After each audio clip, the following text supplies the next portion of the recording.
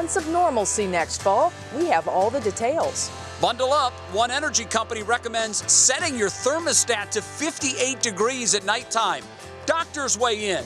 Plus, we have other recommendations to help you lower your energy bill.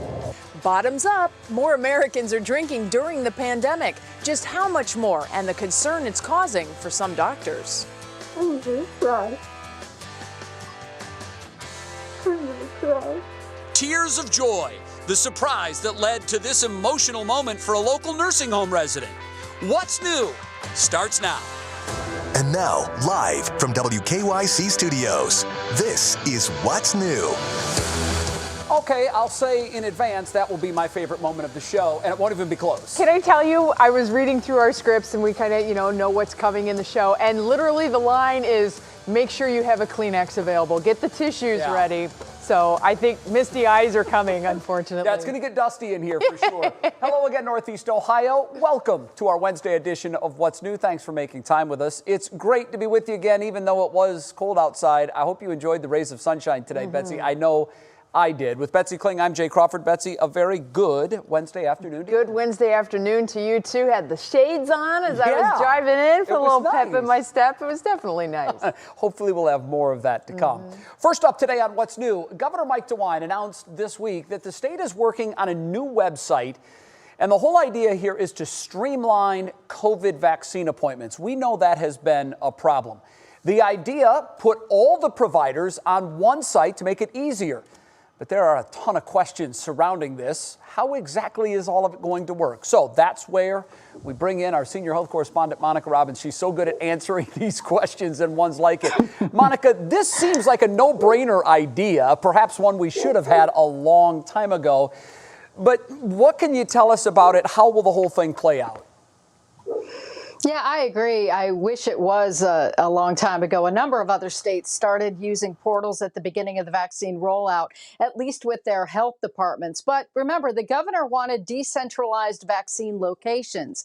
That, of course, has caused a lot of frustration for people who have to make a lot of clicks to register at different places to just find a vaccine. So Ohio's new state portal, it's going to be like one-stop shop for finding a vaccine provider. You'll be able to plug in your zip code and providers and appointments will pop up within 20 miles of your location. Now, there are just over 1,000 providers currently in Ohio, but all the new ones coming in online, they're going to have to sign up on that state portal to schedule their vaccinations. And the current providers will eventually be given a date when they have to be online as well. But it's not going to be easy, Jay. No, it seems like nothing about this has been. Monica, I'm guessing there has to be a downside to a centralized website. What might that be? Well, yes and no. The State Department of Health is just now reaching out to providers to get them on board of this. But bear in mind, some may not have their systems capable of syncing to the state software, so that may take some time. Current providers are concerned that the state system might cause people to be able to cut in line on those wait lists that they already have. And there's no definite timeline for when this is going to go live for the public to use. And it's still doesn't help anybody who doesn't have internet access because they still have to make their appointments by phone. But as we move forward and more vaccine becomes available, systems like this may make it easier later, especially when it's time for mass vaccinations. People can register and then be contacted through the state portal for where they need to go. And of course, how well it's going to work, well, that's a big wait and see. Yeah. The company that is designing this website, Jay, is Accenture, and that's the same company that does the Ohio benefits site. And there have been some glitches on that.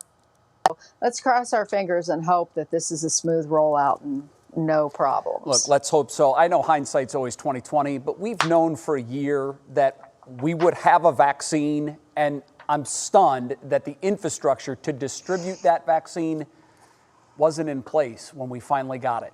Monica, we'll see you at 6 with more. You're not the only one. I know.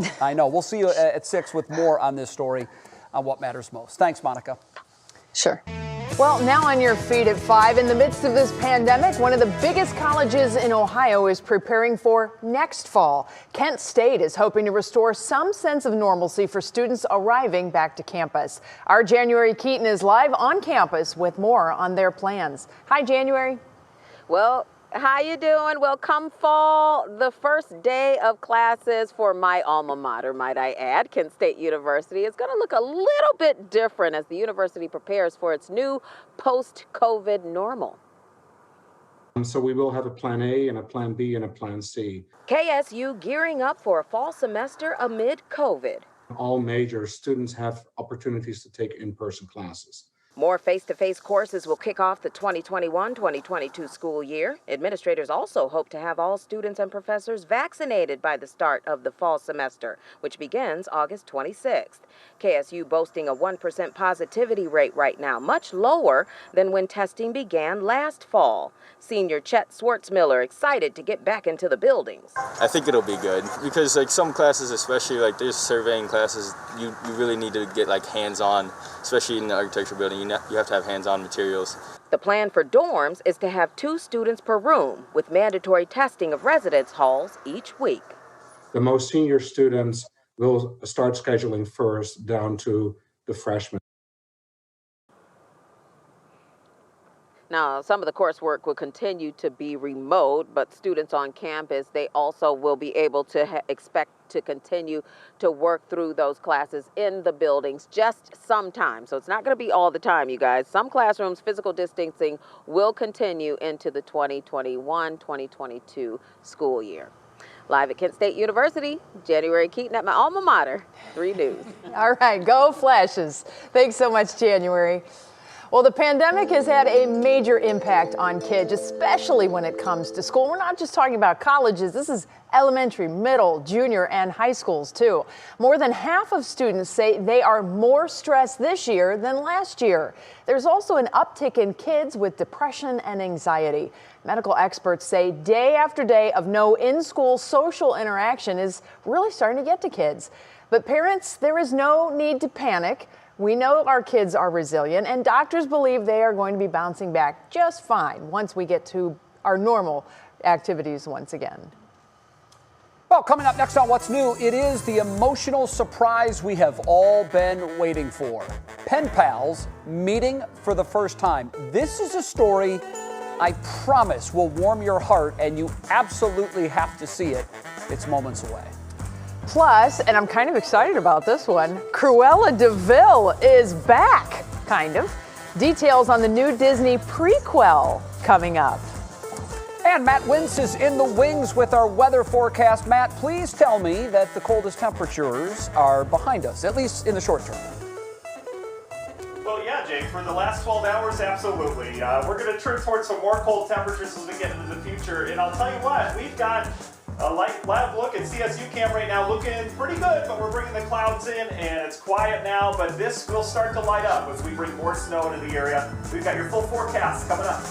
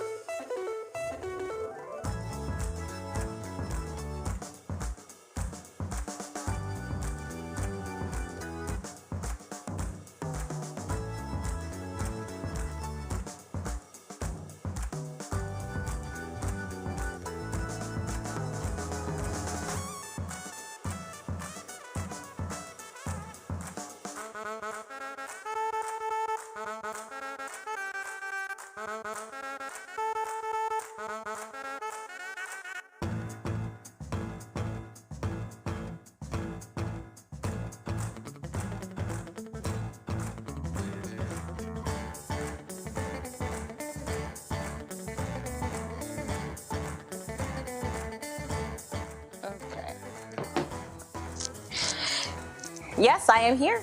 Yep. It didn't move. Okay. I tried.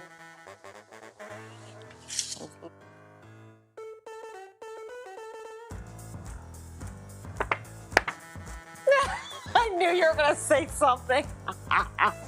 Under all of these lights, I'm actually really hot.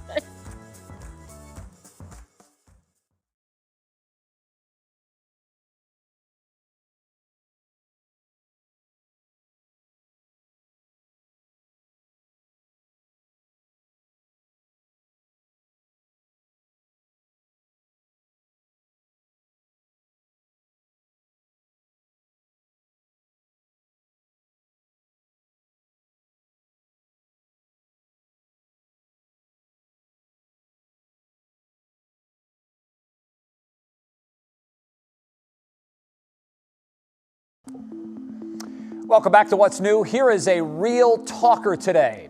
A power company sent out recommendations that all of us should set our heat at 58 degrees as we're going to bed.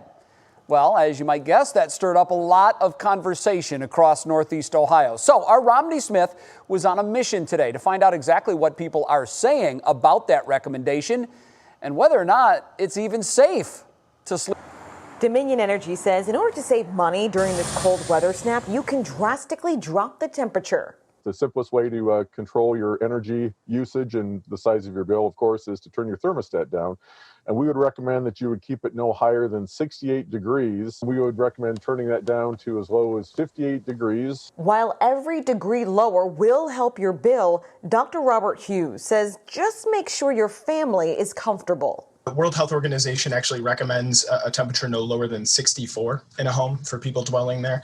The U.S. Department of Energy says 68 degrees is the optimal temperature. If you decide to drop the temperature overnight, don't forget to layer up. So if you're not getting under additional blankets or if you're keeping a fan going, but the temperature is that low, it's going to drop your body temperature. And theoretically, if you're not taking the care you need to ensure that you stay warm, you could have some adverse outcomes from that. Both men advise to never use a grill or your oven to provide heat. Fireplaces are a great option during the day, but make sure the fire is fully out before bed. It all depends on what your individual personal comfort level is. I guess that'd be comfort level with the temperature inside the house or the size of the bill that you receive every month. Now, I like it hot. So in my household, we keep it at 75 during the day, and then we drop it all the way down to 72 at night. So 75? Something else to keep in mind. Are you paying your heating bill? I like to be comfortable. Yes. okay. I pay my bill on time every month, and it's a little high, but I'm still comfortable at home. But one more thing, guys, something to keep in mind, your water usage and the water heater uses a lot of energy too. So that's another really big factor in balancing your comfort in that bill. And Jay and Betsy, look, I'm willing to pay to walk around in shorts and a tank top in the winter. Look, 75 is a little toasty. It's an individual choice, though. It reminds me of the commercial bets. It's like a sauna in here. Mm-hmm. But here's the thing. My wife likes it cold. She actually sets it down to like 62 at night. Oh, and then she actually opens a bedroom window a little bit. and I joke here, but I run a humidifier every night. And I tell her one day I'm going to wake up and there's going to be 2 inches of snow all the way around our bed because my humidifier is making snow instead of mist. It is frigid in my bedroom. Oh, my goodness. I know, it's cold. Very cold. 75. Holy free holy. Like, I'm trying to digest that. That's a big number.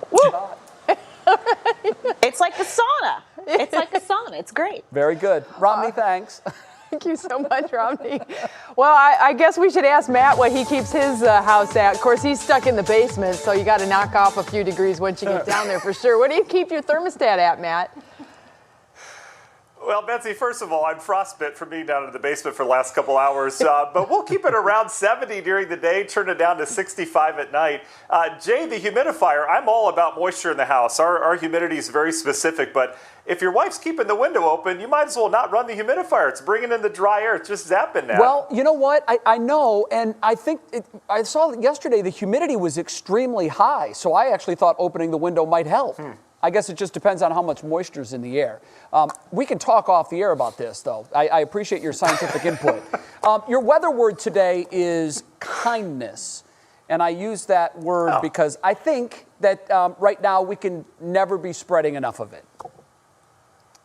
Well, I totally agree with that. We'll talk about the humidity off the air as well. It's a dew point you need to be watching, Jay. That's the one that matters. But for certain, I'll tell you, sunshine today. If you're out and about walking around, certainly people feeling that kindness out there. You get a lot of smiles if you're a meteorologist in Cleveland. Whereas a couple days ago, maybe we didn't have that coming our way after that snowfall moved a little bit further north. Boy, was it chilly this morning, though. Look at these morning lows. These are all the area airports. I saved you the long term there. So the Worcester, Wayne County Airport there, checking in at -7 this morning. Lorain -5, even Ashtabula below 0. And then you go just at the goose egg or above in Cleveland, Akron, even New Philadelphia checking in at 1. So a very cold start. That is the product of deep snowpack that we have. We've got high pressure, settling winds last night.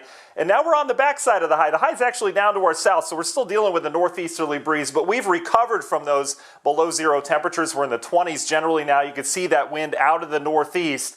We did have some lake effect flurries today, and yeah, we still had the sunshine out in spots. That's a product of some of the moisture coming across the lake, but it still feels cold outside, especially further west. You are feeling more like the single digits. We do have some snow coming our way. You can see some of those flurries we had earlier still ongoing. Some snow starting to show up on radar out ahead of the system. That's likely not hitting the ground quite yet. We do have that dry air that is in Jay's house with that window open to overcome. But here comes our storm system. This is the second one in 3 days for Texas. This is bringing accumulating snow to more areas that just don't get it. Winter storm warning still south of us. If you've been tracking with us over the last couple days, this storm tracked south yesterday. Well, now it's a little bit further to the north, so we're going to stay with our forecast of a general 2 to 4 inches as we go throughout the day tomorrow. I think 4 is going to be on the high end, maybe 1 to 3-ish as you'll see. And this is what it looks like with your National Zymark hour-by-hour forecast. The snow will move in tonight in waves. We'll see light to moderate snow at times, and then it'll back off. This will continue throughout the day tomorrow. We'll continue to watch that northeast wind to see if maybe it brings some a little bit more snowy kindness to areas west of Cleveland tomorrow. But this is all out of here by Friday, and then you can see we'll be dealing with perhaps some lake effect snow after that. So a general 1 to 3 where those bandings set up, that's where we'll see some of the higher totals. This will be a very manageable snowfall for all of us across northern Ohio, but little icing on the cake, so to speak. Union Home Mortgage 7-day forecast. There's our snow with some lingering snow showers on Friday. We may have a little lake effect snow Friday night and Saturday, but then the weekend is going to be cold. But watch this warm up into next week. We have another system bringing some snow, perhaps with some rain Monday, Tuesday, and then by Wednesday, Betsy, we're talking 40. And then we'll have to wait for your forecast tonight at 11, but it looks real good in terms of the temperature department after that. Yeah, the thaw is on. I think a lot of folks are be just fine with that. Thank you so much, Matt. Yeah. Hope you warm up a little bit. Get a cup of hot cocoa. Thanks. For sure. Well, this pandemic has been so isolating for so many, especially our seniors.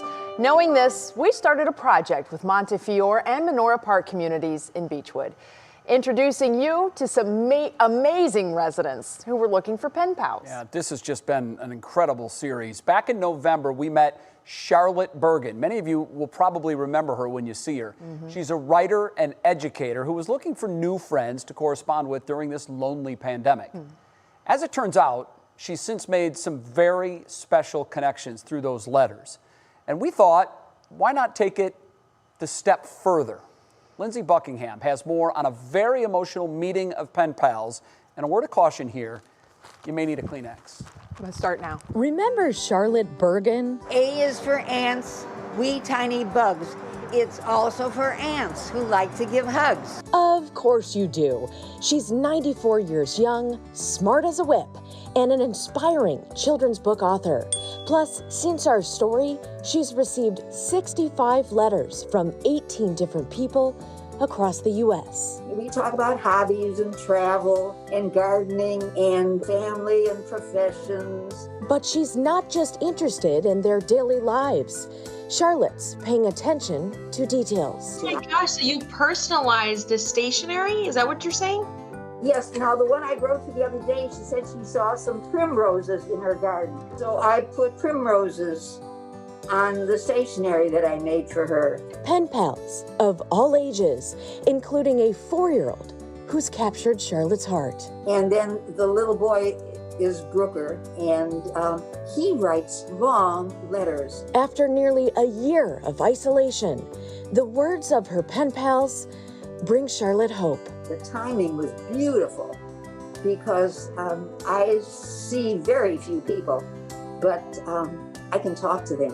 One person she talks to often is her pen pal, Jamie. She's got a wonderful sense of humor, and she's got a darling dog, Aria, and her husband, he sounds like a very kind, thoughtful husband, and we enjoy playing with words and talking to each other. Some of your pen pals have reached out to me to let me know how special it's been corresponding with you. Oh, I'm happy to know that. Yeah, and in fact, one of them was Jamie. Oh, really? And as a matter of fact, Jamie is on this call. Would you like to say hi? I'm gonna cry. I'm gonna cry. Jamie, are you there? Are you Jamie? I am, Charlotte. Oh, I'm so happy to meet you. It's very nice to meet you too. How's your hubby? Good, thank you. Aria, where's Aria? Yes, she's downstairs, so she didn't disrupt our call. But see, it's like we know each other. This new friendship has touched Jamie too. Well, it's amazing, and it even came through in her writing how much of a caring person that Charlotte is. And she was telling you about my family, like she really does take an interest. Old-fashioned letters, bridging generations, distance, and the human connection. I can't stop my tears. You know what, Charlotte? You're making me cry too. This means so much to you. I can feel it. Yes, absolutely. And you should know that I've been raving about you. I tell everybody how fun it is to be your pen pal, and you're amazing. Well, you're special, and that helps me. Lindsay Buckingham, 3 News. The fanning got more aggressive as the story went on. I told you you're going to need a Kleenex. Oh, I'm telling you, it's a good one. I was watching the Netflix show Bling Empire. It's a little guilty obsession. And anyway, they show you how to appropriately cry with makeup on. So that's what I'm trying to do. It doesn't work. I'm just going to tell you that right now. As we mentioned in the story, Charlotte loves kids. She's actually written books for them, but she doesn't know how to get her work published.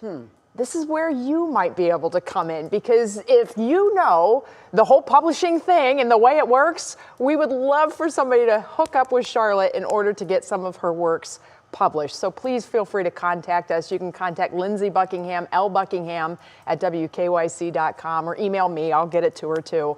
And we want to make sure she has that opportunity. The written word is a lost art. I love when people write letters. They make a difference. It means so much more than a text or even a phone call. Charlotte, we love you. Yeah. Lindsay, we love you for telling that story. It really is amazing. And it's a highlight of sometimes an otherwise depressing day. Thanks, Linz. Next up, what's new? A new Game of Thrones star, Baby Edition. Meet the actor's new bundle of joy. That's next in Pop Break. And then helping a friend. A furry friend helping a human friend. This little pup is doing her part to shovel the snow. Look at that. It's well worth the watch.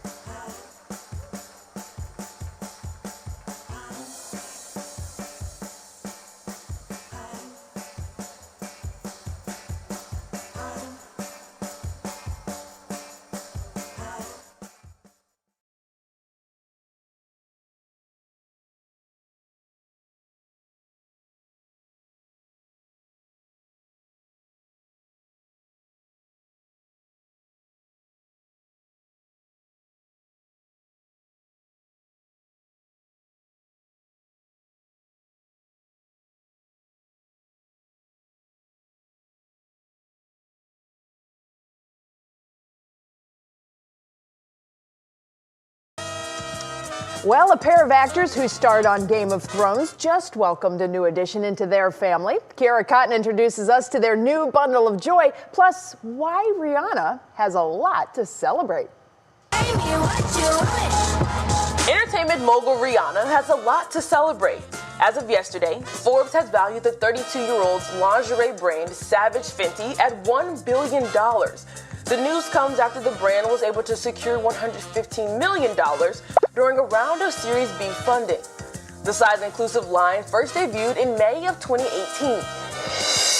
Brilliant, bad, and a little bit mad.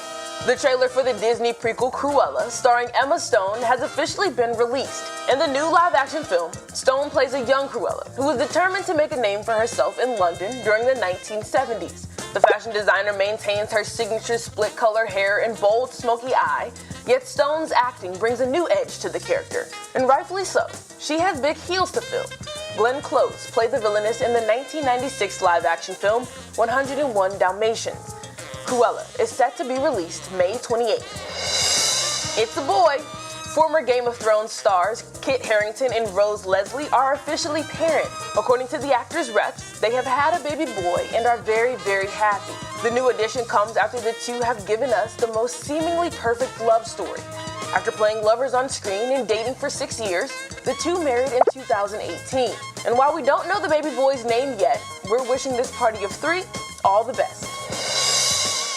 Congratulations are also in order for Paris Hilton. The socialite and reality TV star announced this morning that she's engaged to boyfriend Carter Reum.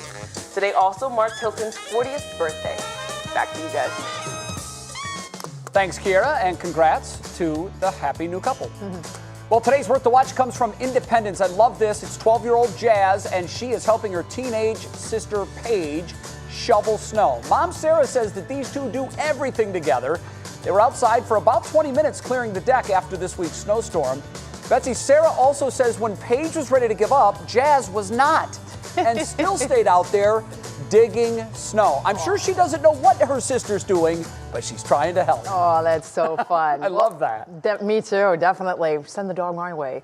Well, next at 5:30 on What's New, day drinking on the job. We have the latest research on increased drinking during the pandemic. Then a one-stop shop for finding new jobs. Consumer investigator Danielle Serino continues her Your New Job series by showing us a new and easy way to conduct that job search.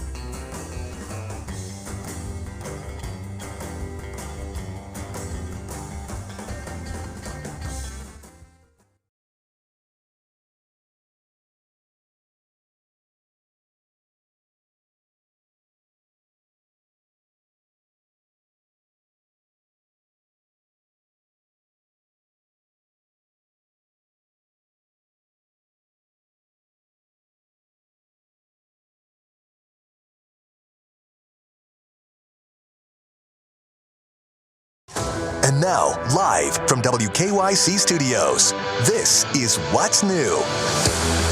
Yep, it's true. It's Wednesday. We have made it halfway through the week. Only 2 more work days to go to the weekend. And Saturday, it looks like we're going to get some sunshine. Welcome to What's New. I'm Betsy Kling alongside Jay Crawford. Betsy, I want to share a very quick story about life and work. Tampa Bay Buccaneers, of course, we know they just won the Super Bowl. General rule in the NFL, if coaches don't work 18 to 20 hours a day, they feel like they're not going to be successful. Exception. Bucs head coach Bruce Arians told all of his assistant coaches on day one, he will fire them if they miss any of their kids' events. He told them prioritize family. They just won the Super Bowl. Make time for family, he said. These years go fast, and you can't get them back. Who says you can't balance work and life? Good for you, Bruce. It's a lesson we can all learn from. That's a great way to kick things off, most certainly. Well, we do turn directions now to begin with 3 things you need to know. First, we've learned that conservative talk radio host Rush Limbaugh has died. He died of complications to lung cancer, which he was diagnosed with last year. He started his first national show in 1988 in New York, and he later moved to Palm Beach, Florida. Limbaugh was 70 years old. Number 2 today at 5:30, our COVID numbers continue to trend in the right direction. Our new case count now down to 1,816. That's the second lowest daily figure in months. Our daily positivity rate up slightly from yesterday, 5.6%, but our rolling 7-day average is now below 5% for the first time in more than 4 months. Hospitalizations down again, now 1,539 COVID-19 patients statewide. And our vaccine count has slowed dramatically over the last 5 days. We have given fewer than 4,000 first shots on average over that 5-day time frame. We were wondering why. Reached out to Monica Robbins, and she clarified it very simply with a 1-word text, in fact, weather. And that makes perfect sense. Ohio has now given that first shot to just over 11% of our state's total population. And Texans are struggling to stay warm. Speaking of weather, the state is dealing with back-to-back winter storms and 4 straight days of below freezing temperatures. Very, very abnormal. What's worse is that millions are without power during all of this in order to protect the power grid. The outage is not expected to end anytime soon, and there is more cold weather on the way. Leaders are now worried about people becoming exposed to COVID in an attempt to find a warm place to stay. Well, as we've said countless times over the past year, and we apologize if we sound like a broken record, but it is true. The pandemic is affecting all of us, and it's affecting us in different ways. Some good. Let's take, for example, working from home. That means that we get more time with our families. Have to spend less money, too, on filling up our gas tanks. So that's good. Right, but there's also the other side of things, the negative effect that's happening, too. Many Americans feel isolated while others are starting to drink more alcohol. Laura Queso takes a look at why it's happening and how to tell if excessive drinking is a problem for you or anyone you may know. While it might take years to discover all the ways the pandemic has changed our lives and affected our health, data so far appears to show Americans are drinking more alcohol in the time of COVID. And I think it's because of the stress that they're under, the anxiety, depression, loneliness, the uncertainty, and frankly, no one's looking. Analysts at the cash rebate website Ibotta discovered its customers bought 33% more hard liquor and spirits last year than they did during the same period in 2019. Yeah, maybe it's related to some of the challenges that people have, and this is a coping strategy. Maybe it's just it's more about not going out, but it's something we've never seen before in 10 years of looking at this data. The Rand Corporation found in a survey of 1,500 Americans, alcohol consumption was up 14% last spring. Among women, it was up 41%. A doctor at the Cleveland Clinic says for some people, it will spiral out of control. It does help with anxiety initially, and then over time, you develop tolerance, so you need more and more for the same effect. Dr. Anand says there are red flags like drinking during the workday, which indicates you should talk to your primary care doctor about your drinking. When it's affecting your productivity and you're not able to be accountable to things. Of course, not everyone is abusing alcohol during the pandemic. If anything, I was more addicted to coffee. Increased alcohol use, just another way the virus is changing our society. It's a hard topic to broach with someone that you are concerned about. So maybe just kind of take the tactic of just mentioning it. Just keep an eye on things. You know, I've noticed this. Being a friend, being somebody who's there for them, hopefully help to find an outlet for somebody you might be concerned about. It is hard. It's intensely personal, and for some, it's a struggle. But that's what friends do for one another. We look out for each other, and if it is something that you see, Betsy's right. Find a way to tactfully broach the subject, and maybe they're already thinking the same thing. Also, since it's American Heart Month, we thought, well, we should probably look into how consuming alcohol or excessive alcohol can impact your heart, and believe me, it does. For starters, it can lead to stroke, high blood pressure, irregular heartbeats, problems with your heart muscles. It's already the leading killer, Betsy. We don't want to do anything that's only going to make that worse. And if you are concerned about yourself or a friend, there are resources available to help combat alcohol abuse. And you can contact your doctor. They're a great sounding board for ideas. Or visit findtreatment.gov. Another good option there. Well, still ahead for us, everybody. If you're looking for a job, you may not have to search far and wide. There's some details we'll have coming on a certain job site that could be a game changer. Wow. Okay, that's a great tease. I'm interested. Then, if you were with us yesterday here on What's New, we took you to one popular sledding hill, but we were overwhelmed with suggestions from you at home telling us about others. We're going to feature even more spots coming up. Also, Mac Wentz, you're tracking another round of snow, unfortunately, but you wouldn't know it with all the sunshine we had today, Matt. It was actually pretty beautiful out there for a stretch.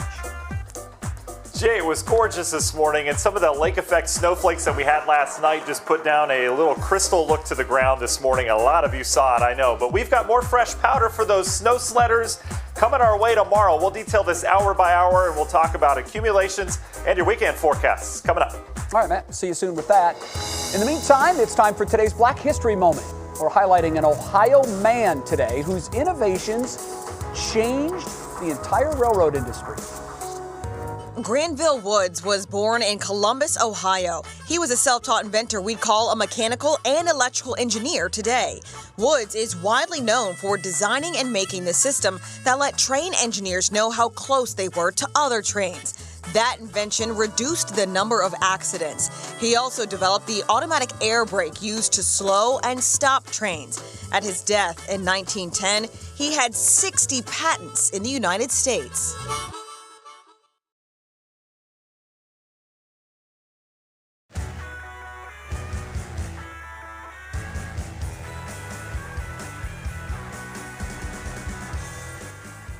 Viewers voted on where to send Mike Polk Jr. sledding, and now we have a recap of your top choices. Hello. Yesterday, people voted on where to send Mike Polk Jr. sledding. Now we have a recap of your top choices.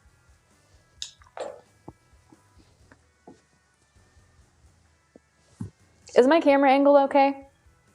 The number one choice is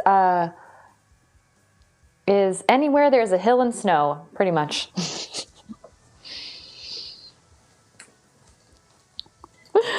You know, we have a couple of them. Cascade Park, I think, was a good one. Yeah.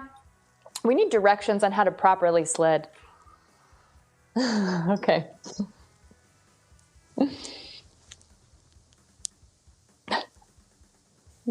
Yeah, that was funny.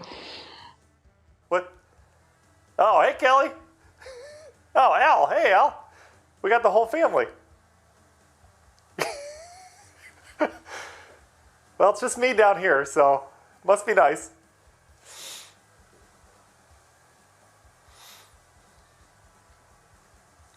I know. Hey, Al, can you see that little clip I have?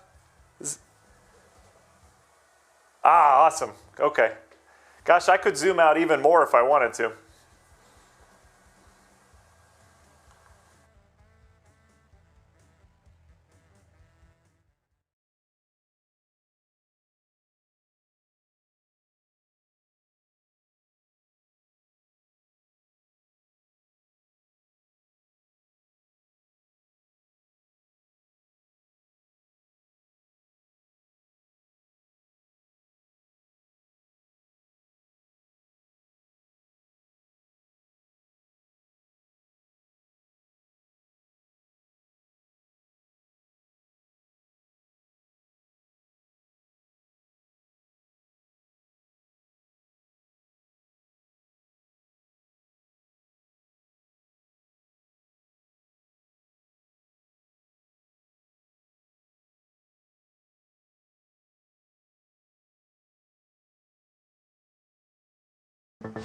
So, fun fact, I got included on an email from a school here in Northeast Ohio.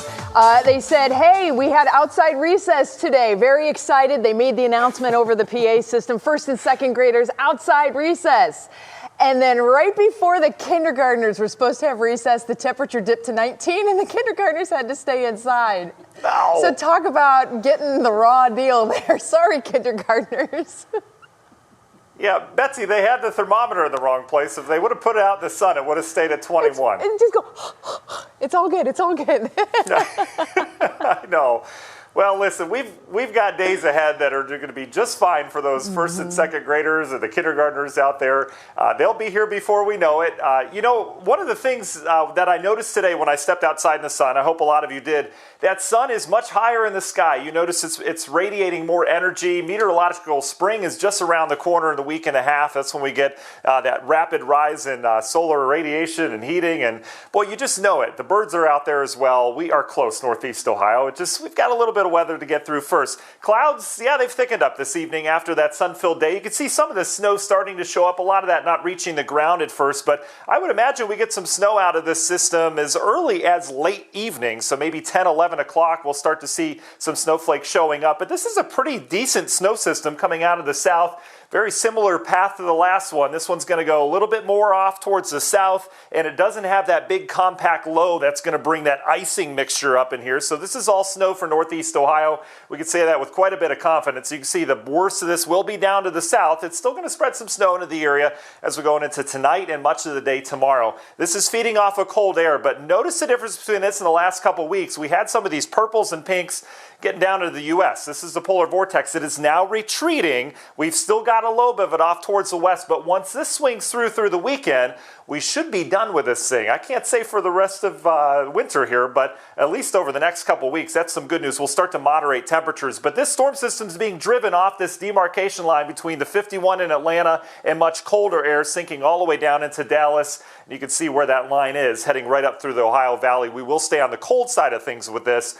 But again, we've got certainly some snow to get through. So let's time it out for your National Design Mart hour-by-hour forecast. Models picking up on some of that snow tonight as we go throughout the overnight. Temperatures will hold steady. We're not getting down below zero tonight. We'll stay in the upper teens. Here comes the snow as we go throughout your morning tomorrow. Not expecting a huge impact from this, but it'll be steady as we go throughout the day tomorrow. It'll come and go. We'll see some moderate periods as well. And then eventually it heads on out tomorrow night. Friday, could have some lake effect snow around. Models haven't been real good at picking up on that, but I certainly think we could have some in the forecast. How much snow? I think a general 1 to 3 inches. Keep in mind, most of this will fall during the day tomorrow, so we will have that sunlight through the clouds helping us out. There goes the system as we look long-term, little lobe of snow here tomorrow. You can see as we go throughout the weekend, though, we are dealing with some scattered lake effect snow on into Saturday morning. High pressure sets up Sunday morning. That will equal a very cold start to your Sunday. And here's an early look at our next weather system. Little clipper system will zip through here with mainly snow. May have a little rain on that as well before we deal with some drier weather later next week. And in terms of snowfall, last thing here you can see,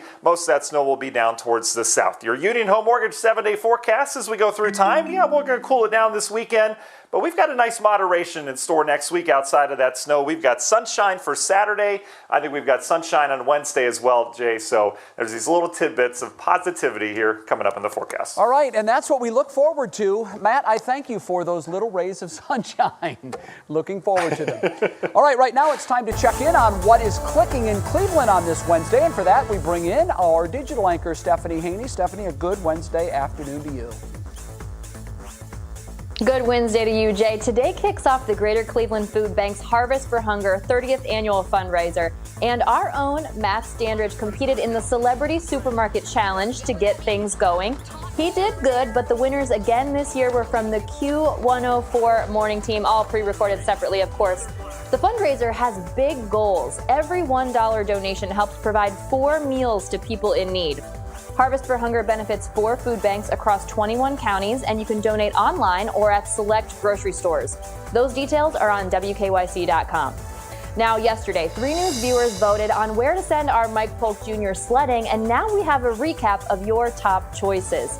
Yesterday, you all sent him to Memphis Hill in the Metro Parks, and there's a lot of snow left, so here are a few more ideas.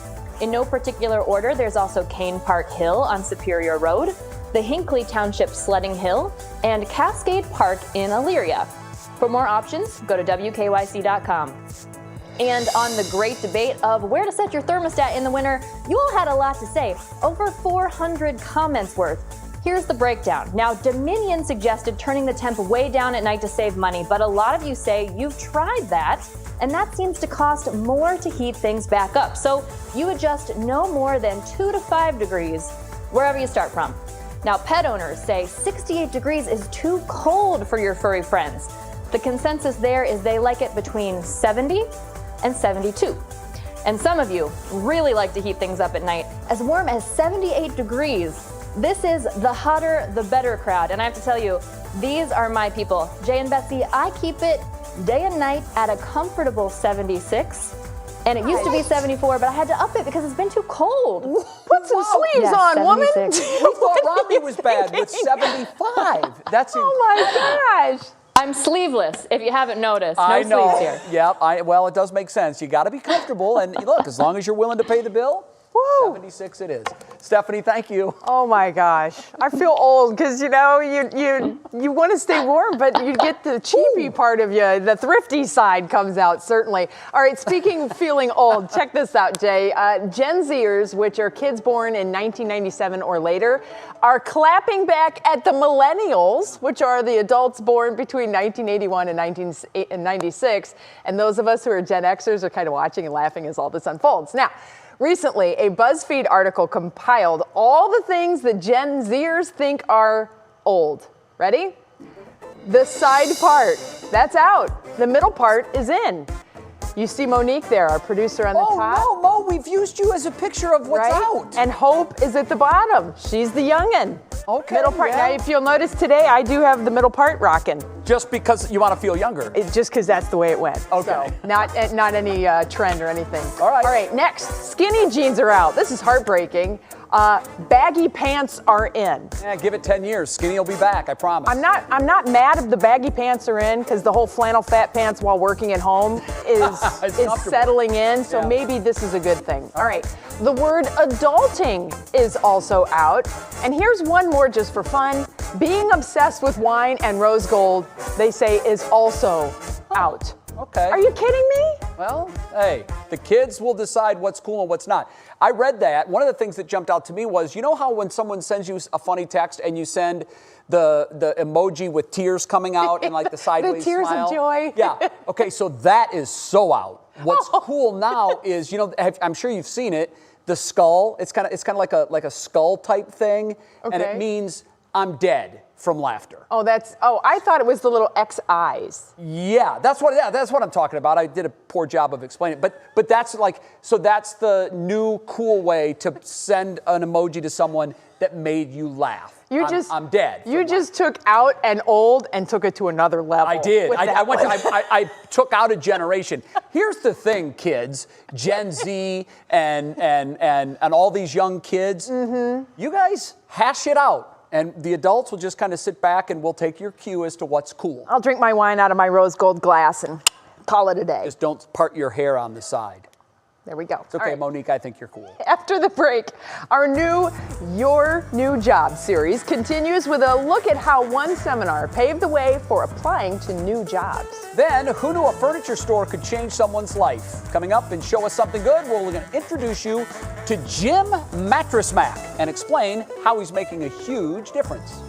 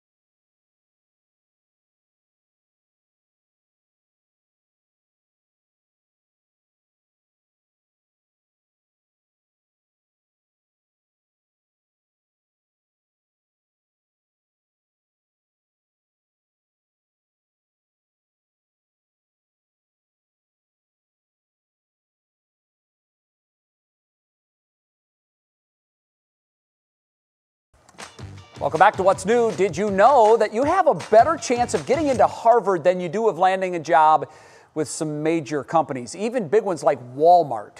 Several economic studies have proven that point. So tonight, as part of our series, Your New Job, consumer investigator Danielle Serino shares a one-stop shop for all of those looking for work. One of the realities when you lose your job is you become absolutely anonymous. Glenn Inn knows the pain of getting let go.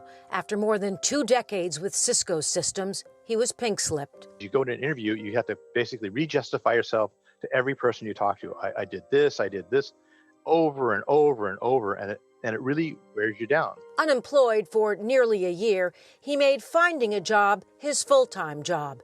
And the speaker he connected with at a job search seminar, Abby Kohut, was a game changer.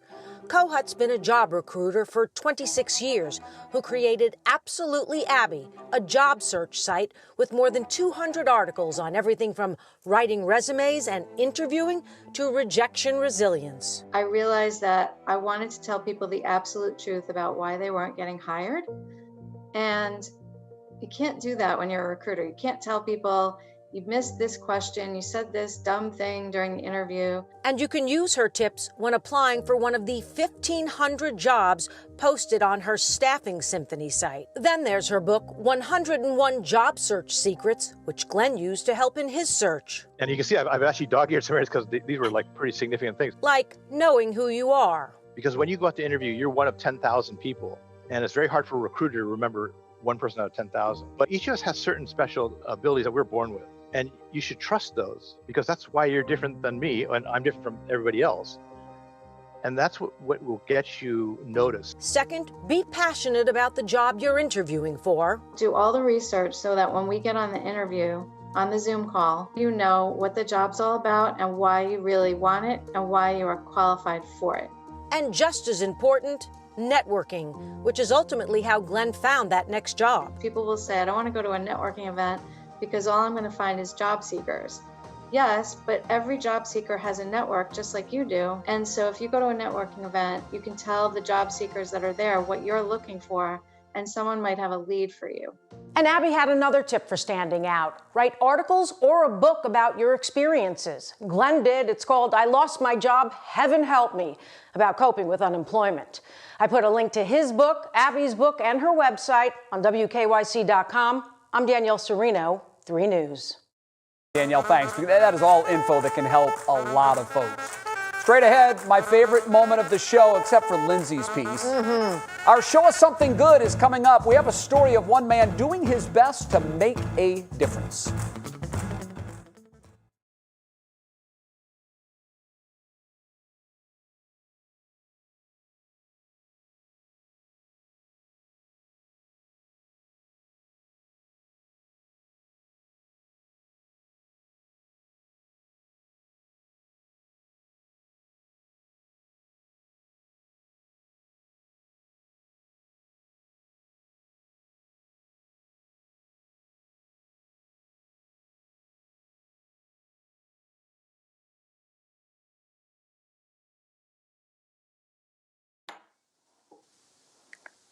Hey, mic check. This is Rami. We're talking about the same thing, temperature and your thermostat. Oh, let me zoom out. Hold on. Hey, mic check. 1, 2, 3. Laura Queso's mic. Am I good? Okay. It sounded weird on my end.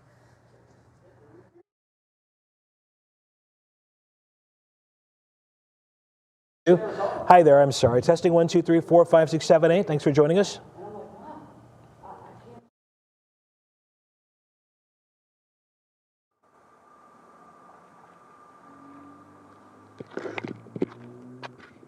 Hey Al, it's Craig. Hopefully the microphone's still the same as it was earlier.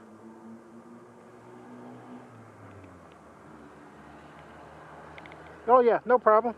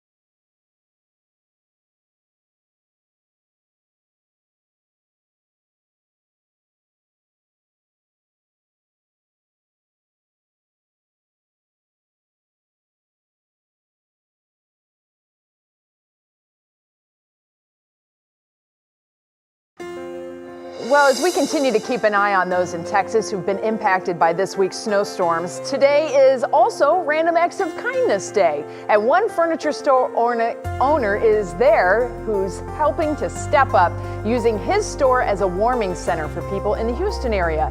Jim, who's also known as Mattress Mac, is not only letting people stop in to get warm, he also has sweatshirts and blankets that he's giving to people.